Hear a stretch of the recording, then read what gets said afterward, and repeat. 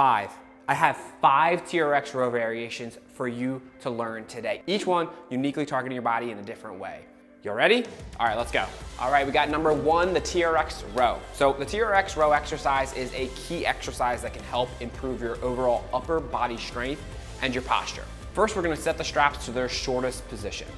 And we're gonna walk ourselves slowly towards the anchor point. We're gonna make sure our feet are about shoulder width apart. All right, next you're gonna start to slowly lower yourself to your starting position. When you're in the starting position, you're gonna wanna keep your body in alignment, squeeze your glutes so that your body is in a plank position. Lastly, to execute the movement, we're gonna focus on squeezing our shoulder blades back and together.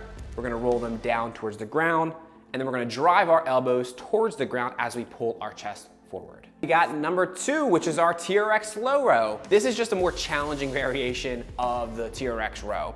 The difference here is that you have added instability, which means that your biceps and your abs are gonna be working a little bit harder to make sure that you stay in the proper position. Here is how to properly perform the TRX Low Row. We're gonna slowly walk our feet close to the anchor point to get set up.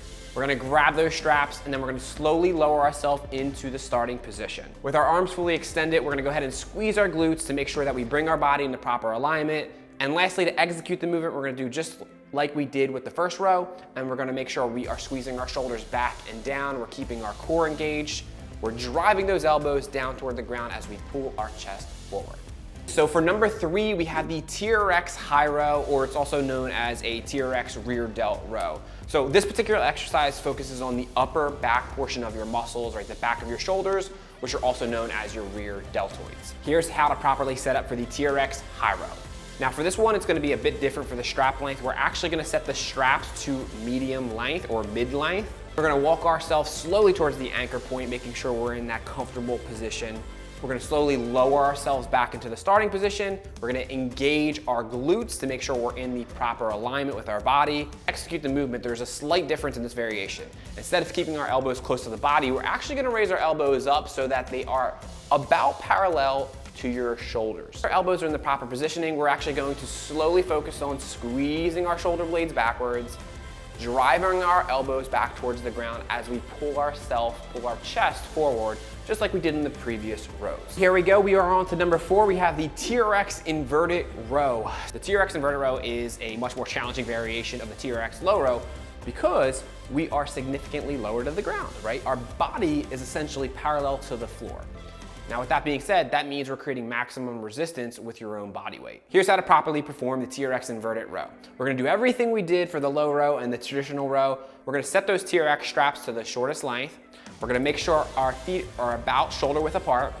And from here, we're actually gonna walk ourselves as close to the ground as we can get. We're gonna make sure we're engaging our core by taking a deep breath in, feeling those ribs expand to the side.